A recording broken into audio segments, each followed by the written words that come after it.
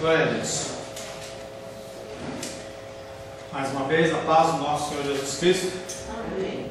Estamos nesse segundo período estudando sobre o Sermão do Monte, dentro da quarta bem-aventurança. Bem-aventurados aqueles que têm fome e sede de justiça, porque serão fartos. Breve resumo dos encontros anteriores. O mundo inteiro procura a felicidade. As pessoas elas fazem o que fazem, tendo como objetivo serem felizes. E tudo que o homem faz tem como alvo a felicidade. Entretanto, a tragédia do homem é que ele procura e nunca acha. Nunca a pessoa consegue essa felicidade tão buscada, tão procurada, porque a fonte dessa felicidade ela é procurada em caminhos errados. Não convém que nós tenhamos uma fome e sede desta felicidade, mas sim nós temos que ter uma fome e sede de justiça. Quando nós olhamos o padrão das igrejas cristãs nos dias de hoje, nós vemos que o padrão está totalmente deturpado. O que se ensina não é se encontrar com Deus, você estabelecer um relacionamento com Deus, e sim satisfazer uma necessidade momentânea sua. Nós estávamos orando a respeito da irmã Arnaldinha que está enferma. Irmã Arnaldinha que está enferma. E nós oramos sim pela saúde dela. Mas conversando com a Arnaldinha, a preocupação maior dela é que ela está afastada dos caminhos. O que é prioridade? O que é o mais importante? Uma cura momentânea ou a vida eterna? Nós temos que ter o foco, sim, nas coisas que acontecem no nosso dia a dia, mas nós temos que entender que o nosso olho ele tem que ser um olho que olha muito mais além. E o ser humano, em especial o cristão, ou o cristão nominal, ele não tem sido ensinado a buscar o reino de Deus e a sua justiça em primeiro lugar. Está aí as campanhas que existem. A campanha da saúde financeira, da saúde emocional, não sei o que, da expulsão do demônio, são todas coisas que são consequências dos atos que eu cometo e que você comete. E é na igreja que nós temos que buscar o ensino para sairmos disso aí. Mas isso não pode ser o mais importante. As pessoas elas vivem única e exclusivamente buscando a bênção. E isso acaba sendo o nosso bezerro, acaba sendo o motivo da nossa idolatria. A grande mensagem da primeira à última página da Bíblia é o reino de Deus. Nós já falamos em oração. E esse reino que só é encontrado, só é adquirido através da busca da justiça. Querido, o mundo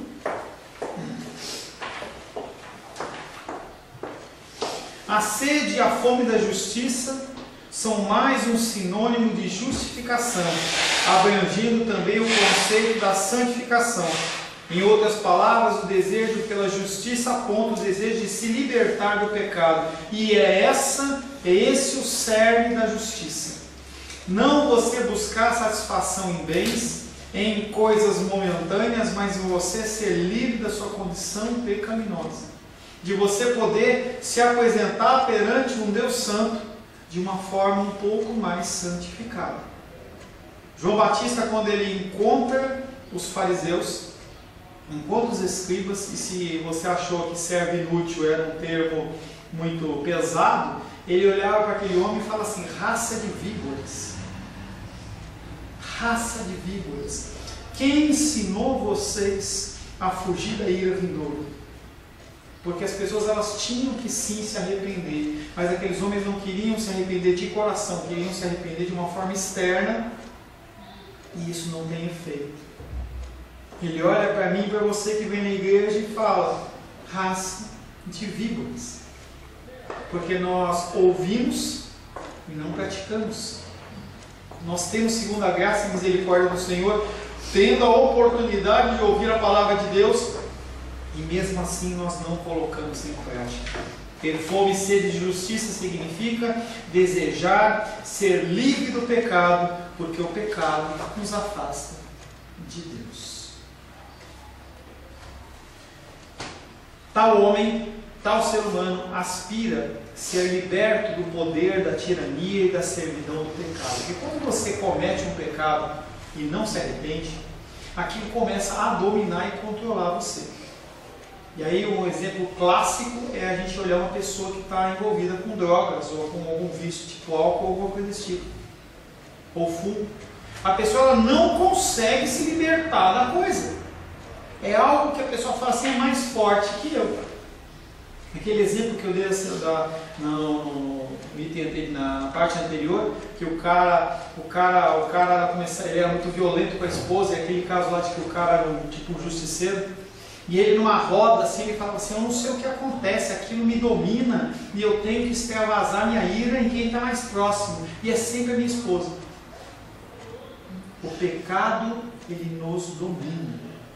Por isso que nós temos que buscar nos afastar desse pecado. Qualquer pecado. Se você é uma pessoa que se aficiona por um hobby qualquer, e você tem esse hobby como algo importantíssimo, do máximo do a gente vê pessoas que elas estão, por exemplo, são torcedores de futebol, não tem nenhum problema de você ser um torcedor de futebol. O problema é que a pessoa, se alguém falar do time dele, ele mata o outro. A pessoa ela passa do limite da razão, porque aquilo para ele não é mais um descanso, não é mais um hobby, aquilo ele passa a ser um vício, passa a ser um pecado. Estou falando disso, estou falando de você pode pensar nas situações diversas que abrangem a sua vida. O que você olha, o que você tem na sua vida que é mais importante que o Senhor? Com certeza tem muitas coisas. E o problema é quando você coloca, você imagina a figura de Deus aqui, e você a figura do seu desejo aqui. Quando esse desejo ele tampa a figura de Deus, em que você não consegue enxergar mais nada, isso chama-se pecado. Enquanto ele é menor, não é pecado. Mas você tem que tomar cuidado, como num câncer, para evitar que aquele negócio ele vá se expandindo e tome o local total de Deus. As pessoas hoje, elas têm esse problema. Lembra lá em São Paulo, você vai lembrar, tinha um amigo nosso de igreja, em que ele ia para o culto com o radinho, porque o Coringão estava jogando. E ele estava no meio do culto. Qualquer momento do culto, Santa Ceia, qualquer coisa que não importa, ele estava lá com o radinho. E você via o rosto dele, entendeu? O cara não estava ouvindo nada do que estava acontecendo. Uma doença, um negócio que você extrapola. O homem que quer ser libertado do poder, da tirania, da servidão do pecado, é aquele que é o homem que está buscando a justiça de Deus. Porém, o conceito em foco ainda é mais amplo do que isso que dissemos acima. Esse conceito indica o desejo do homem de ver-se próprio não só do pecado, mas do desejo de pecar. Porque quando você olha, por exemplo, a figura de um alcoólico anônimo, ele está tentando ali exercer um controle da sua vontade a partir de uma série de artimanhas ou artifícios humanos, em que ele, você é alcoólico, ele fala assim, olha, eu estou sem beber há 5 anos, 3 meses, 4 dias, 2 horas, 5 minutos, e ele é exortado a não passar na frente do bar, não ter contato com álcool, porque se ele tomar um gole já era. É o controle da vontade. O que nós estamos falando é que você inicialmente busca não pecar.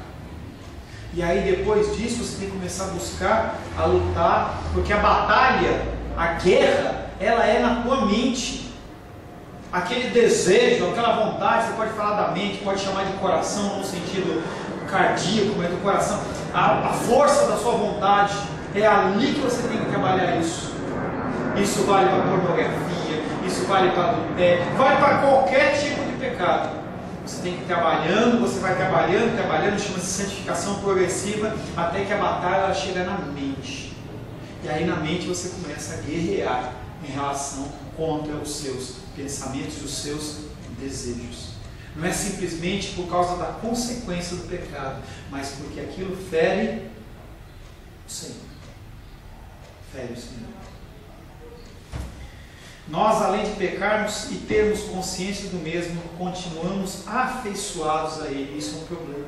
A pessoa sabe que o pecado ele é ruim, que é a questão do apóstolo Paulo, quando ele fala, eu sei que está errado, mesmo assim eu peco. Mas você faz isso porque você tem afeição, porque pecar não é ruim. Ele gera consequências ruins, mas o pecado não é ruim. Você pegar um carro forte, você assaltar o carro forte, pegar todo aquele dinheiro para você, vai gerar consequências ruins, mas você com aquele dinheiro, você naquele momento, você parece que resolveu todos os seus problemas. Resolveu nada. Resolveu absolutamente nada. O homem que tem fome e sede de justiça é o homem que deseja ver-se redimido, não só do pecado, mas também de todo o desejo de pecar. Não apenas em atos externos, mas também desde o seu próprio íntimo, que foi o exemplo que eu comecei falando sobre João Batista, que ele olha para os escribas e fariseus e fala, raça de víboras, quem ensinou vocês a fugir da ira vindoura? Aqueles homens não estavam querendo mudança de coração, eles queriam a solução do problema. No caso de Judas, ele estava simplesmente aquela dor, ele queria que aquela dor saísse do coração dele, porque se ele tivesse querendo mudar alguma coisa, por que ele não tentou depois ir lá defender ou fazer alguma coisa? Ele queria simplesmente que a dor saísse do coração dele. Ter fome, sede de justiça e desejar-se ver-se livre do seu próprio eu, em todas as suas horrendas manifestações e em todas as suas facetas. Ao considerarmos o homem manso, vimos que tudo quanto essa qualidade da mansidão envolvia é que ele era isento de egoísmo em todas as suas formas e variedades. O alto interesse, o orgulho, a autoproteção, a sensibilidade exagerada, a ideia de que as pessoas são contrárias a ele e o desejo de proteger e glorificar o seu próprio eu vão embora. Pastor, estou tão longe disso. Faço par com você. Eu continuo me pegando na minha autoestima, na minha vontade, no meu desejo, no meu querer, mas você não vai ficar livre disso. Você vai caminhar por isso, mas em direção a uma santificação, algo que talvez você não consiga mensurar, porque não tem pecadômetro. Mas o Senhor, Ele é aquele que observa que você está caminhando em direção a um alvo. E essa medição só tem condição de fazer o Senhor. Eu não tenho condição. Eu observo na vida de vocês crescimento espiritual. Isso eu observo. Eu observo que as pessoas elas começam a reclamar, começam a brigar em relação a um conceito. Daqui a pouco elas simplesmente se deixam levar. Se deixam levar. Vejo isso na vida do Lucival, vejo isso na vida dos direitos, são pessoas que eu tenho andado junto, caminhado com eles em aconselhamento. E aí eles podem não estar se vendo em teoria, mas eu estou vendo. E a gente observa, mas não tem como identificar se está no padrão certo ou não, porque o padrão é Cristo. Nós estamos sempre errados. É por isso que nós somos servos inúteis, porque o padrão ele é Cristo. Ao considerarmos um homem manso, ele realmente tem todas essas características que ele tem que perseguir, mas que nunca vai alcançar.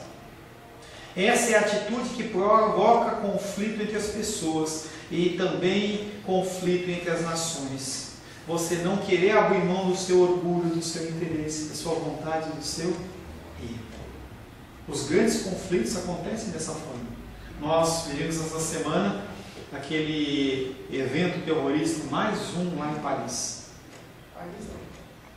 Paris não, na França. Nice, não ia falar França, desculpa. Lá na França, em que o cara, ele pega o ônibus, o caminhão, sei lá, ele pega e joga em cima de um monte de gente e mata. Por que acontece isso? Porque são diferenças de opiniões e a pessoa fala, ou você vai aceitar a minha opinião ou eu faço isso. Meu neto foi para lá, só não está no lugar, mas está no Então, diferenças de opinião. As pessoas elas não sabem conversar, elas não sabem chegar ao meio termo. Por que casais se separam? Muitas vezes, não a totalidade, mas muitas vezes, simplesmente porque não se quer abrir mão das situações. Eu não abro mão do que eu quero, da minha vontade. Você também não abre. Então é melhor cada um seguir o seu caminho. Ter fome e sede de justiça não é outra coisa senão o desejo do homem de ser santo. É desejar ser um exemplo das bem-aventuranças em seu viver diário. Que difícil você viver as bem-aventuranças diariamente. É desejar exibir o fruto do Espírito em cada uma das suas ações, bem como na totalidade da sua vida e das suas atividades. As pessoas olharem para você não simplesmente como alguém que recita versículos bíblicos, mas como uma pessoa que vive, em que a pessoa ela precisa de uma resposta mansa e você, por ser cristão, você dá essa resposta mansa. A pessoa precisa da misericórdia, você age com misericórdia. A pessoa precisa de amor, você entrega amor. Ter fome e sede de justiça é desejar ser como Jesus. Precisar de uma lapada também? Precisar de uma... Sim, a demonstrar a lapada, ou a pancada, ou a exortação, ela é uma manifestação do amor da pessoa pelo terceiro. Eu não posso ver o meu irmão andando num caminho em que ele está indo para a morte e eu simplesmente me calar para evitar qualquer tipo de confronto. Isso, no mínimo, chama-se covardia, que era algo que os fariseus eles executavam muito.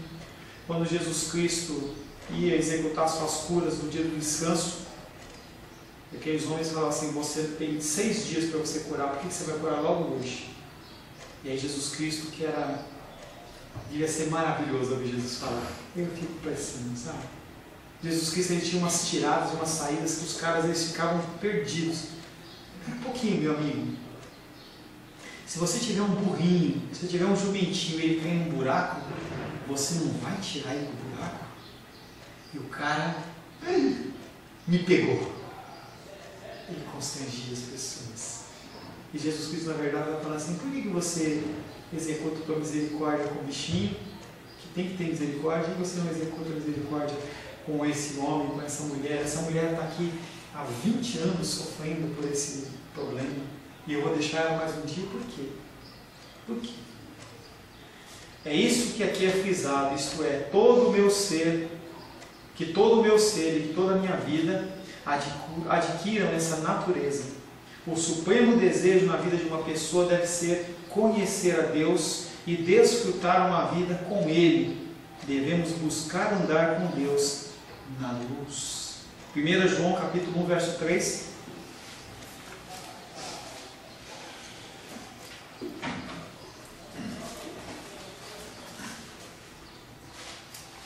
1 João capítulo 1, verso 3.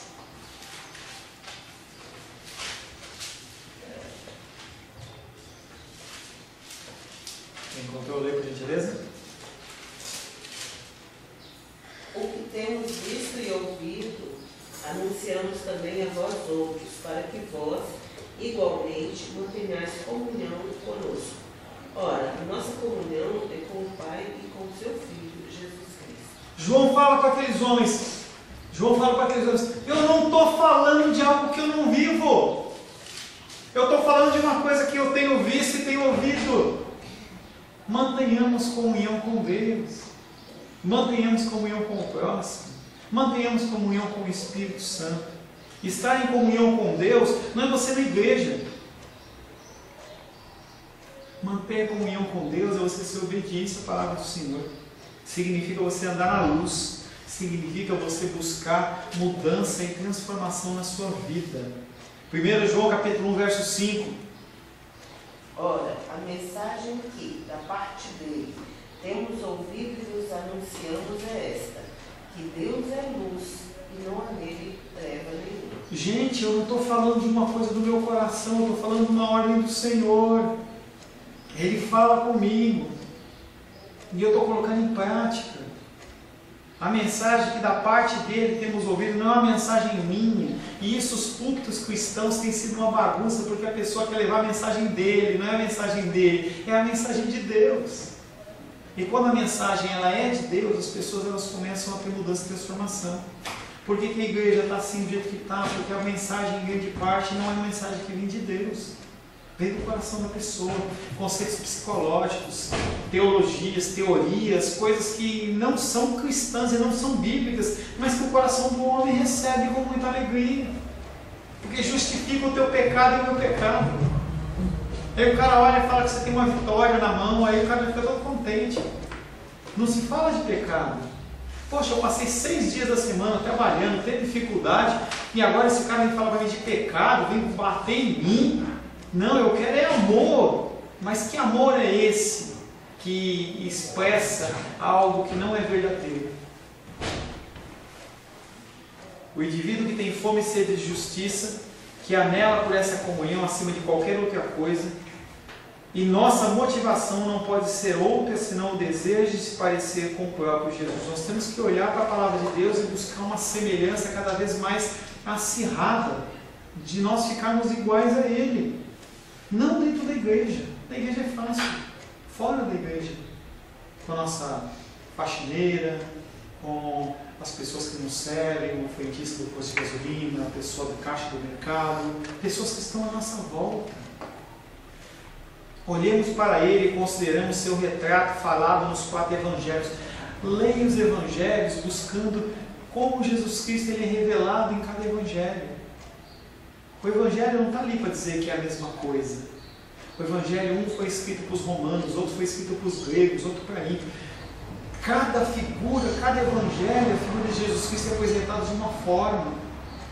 Num aquele que cura, no outro aquele que batiza, naquele outro que é o homem que sofre. Nós temos que olhar as figuras do Senhor Jesus Cristo nos Evangelhos. Olhemos para Jesus enquanto Ele esteve neste mundo sob forma humana, como que Ele agiu, como que Ele reagiu em relação às suas ofensas, às coisas que aconteciam. Olhemos para Ele em sua obediência à santa lei de Deus. O Deus Jesus Cristo ele não falhou em nada. E Ele olha para mim e para você e façamos o mesmo. Dentro das nossas fraquezas e limitações, nós temos que procurar seguir as ordenanças do Senhor. Porque o povo, antes de Jesus Cristo, não tinha o Espírito Santo habitando dentro de nós. Nós temos isso. Esse constrangimento, esse arrependimento está dentro de mim, dentro de você. Olhemos para Ele em suas reações diante dos outros homens, em sua gentileza, sua compaixão, sua natureza sensível. Olhemos para Ele em suas reações com seus adversários e com tudo que Ele fizeram. Perdoa, Senhor, porque eles não sabem o que fazem. Quando a gente vê a figura de Estevão, a gente vê que Estevão aprendeu e entendeu. Estevão sendo apedrejado, ele olha, Senhor, perdoa, porque eles não sabem o que fazem. Ele estava morrendo, sendo apedrejado com um paralelepípedo, osso quebrado, e aquela cena horrível, e ele consegue olhar e falar assim, Senhor, perdoa. Ele entendeu. Nós temos que entender isso. Estevão não era melhor do que eu, do que você. Mesma coisa, ser humano, passível de desejos, necessidades, tentações, igualzinho. Jó. Estamos chegando nesse nível. Mas, querida, é possível, depende do grau de prioridade que nós damos à palavra de Deus. Por que uma pessoa ela fica um exímio chefe de cozinha? Será que ele fez o cursinho básico e sentou? Ou ele vai se aprimorar? Por que um dentista ele não continua na mesma, ele está sempre se aprimorando? Se você for um dentista, ele tem novas técnicas, novas... Por quê? Ele fez o curso e sentou? Não! Por que um jurista ele tem contato com as leis? Porque as leis, se você for entrar no meio jurídico, todo dia lança uma lei nova, um negócio diferente, a pessoa tem que estar ali. Por que ela não é pega de surpresa? Porque ela está sempre buscando. E por que nós cristãos não crescemos? Porque a gente aceita Jesus Cristo, passa pela porta da salvação, senta na graminha, águas verdejantes, senta e fala assim, tá bom, tá. Nunca, Edilene, que você vai conseguir ter um nível de cristianismo com esse, tendo a vida que você tem, ou eu tendo a vida que eu tenho. Quanto tempo nós gastamos com coisas que não são a palavra de Deus? Demanda. Por que o Sebastião e a Glenda não estão aqui hoje? Por quê? Eu já falei. O Sebastião está no hospital. Tá com Por que eles não estão aqui? Porque eles estão numa prioridade lá. E por que a gente não se dedica à palavra de Deus como a gente deveria? Porque não é a nossa prioridade. Para nós está bom. E se a gente pegar nós como cristãos, individualmente, colocarmos perante os cristãos do Brasil inteiro, sem soberba nenhuma, você vai olhar e falar assim, poxa, eu sei mais que ele. Se tivesse como medir. Mas ele não é o padrão. O padrão é Jesus. Então nós estamos muito longe. E a gente tem mania de fazer o quê? Olhar para trás. Você olha para trás e fala assim, já, tá bom. Até aqui eu já andei demais, eu não preciso andar mais não. Tá bom, estou satisfeito. E ele nunca vive isso. Não vive essa intimidade. Mas ela é possível. Ela é possível. Esse é o retrato de Cristo que você e eu, de acordo com a doutrina do Novo Testamento, temos nascido de novo e fomos amoldados de novo segundo aquele padrão, aquela imagem. Consequentemente, o homem que tem fome e sede de justiça é o homem que quer ser parecido com esse retrato. O seu supremo desejo é assemelhar-se a Cristo, o que significa ter fome e sede. Como é óbvio, isso não significa que sentimos que podemos atingir a justiça em virtude dos nossos próprios esforços. Em algum momento da sua vida você comeu e você não teve mais fome? Você tomou um copo d'água e você não teve mais sede? É por isso que o Senhor ele traz essa analogia, porque a fome e sede do Senhor, ela tem que ser uma coisa contínua. Independente de você comer, você precisa comer mais. Independente de você beber, você precisa beber mais. Eu tenho esse versículo mais para frente que eu vou citar, mas é o salmista falando assim, assim como a corça anseia por águas, de ti tenho sede. Sede. Você fica com o paladar seco. Fome. Eu preciso almoçar. Eu preciso jantar. Essa fome nossa, essa sede de Deus, ela tem que ser uma coisa permanente nas nossas vidas. Não pode ser uma coisa que passa. E isso é ter fome e sede de justiça. Não até o momento em que você foi satisfeito. As pessoas vêm para a igreja. Eu estou querendo passar no concurso, vou fazer a campanha de 7 semanas. Passei. Não é uma fome e sede de Deus. É a fome e sede daquele motivo em especial. E nós temos que vir à casa do Senhor para receber as bênçãos dele, sim, porque o manancial vem de Deus, procede de Deus, mas nós temos que entender que é muito mais que isso. Nós estamos na casa do Senhor para adorar Ele. Você tem que vir com o coração desejoso de vê-lo, de reconhecê-lo, de conhecê-lo. E o que o Senhor acrescentar para você que é servo inútil, é ótimo, está demais, está ótimo. E aí você chega em casa e fala assim, poxa, eu tenho alimento. Você vai voltando para casa e você fala, eu tenho um automóvel para me levar para casa. Se não tem um automóvel, eu tenho uma carona. Deus concedendo graça sobre graça sobre graça. Como nós somos ingratos. Como nós somos ingratos. Logo na primeira bem-aventurança, somos informados que devemos ser humildes de espírito, a própria negação de toda espécie de autodependência. Quando nós falamos da bem-aventurança da humildade, nós falamos sobre você ser dependente do Senhor em tudo. E hoje nós vivemos uma sociedade em que você não depende de Deus de nada. Para a saúde, plano de saúde. Para o carro, para os bens, para a batida do carro, seguro do carro. Para não roubar alguma coisa na sua casa, seguro da casa. Para você ter um seguro, um futuro garantido, uma pólice de alguma coisa. Para eu poder dar uma vida, depois do meu falecimento, uma vida digna para a Rosângela, eu faço um seguro de vida. Não estou dizendo para você que você não tem que fazer essas coisas. Você é uma pessoa inteligente. Estou dizendo para você que você não pode achar que você depende disso. Eu tenho que ter uma poupança, olha o tapa na minha cara, eu tenho que ter uma poupança lá de 50 mil reais. Se eu não tiver, entendeu? Estou perdido. Que Deus é esse que eu sigo? Que Deus é esse que você serve? Será que Ele é tão limitado? Será que Ele é tão limitado assim? Feche seus olhos. Senhor, em nome de Jesus, nosso Pai querido, mais uma vez entramos na Tua presença, buscando de Ti, Pai querido, a restauração do nosso ser. Nós precisamos do Senhor, Pai. Nós precisamos que o Senhor fale conosco, que o Senhor nos corrija, que o Senhor nos exorte, que o Senhor, Pai querido, tenha misericórdia de nós, mesmo que nós não tenhamos misericórdia das pessoas, mesmo que nós não demonstremos amor, nós carecemos do Senhor.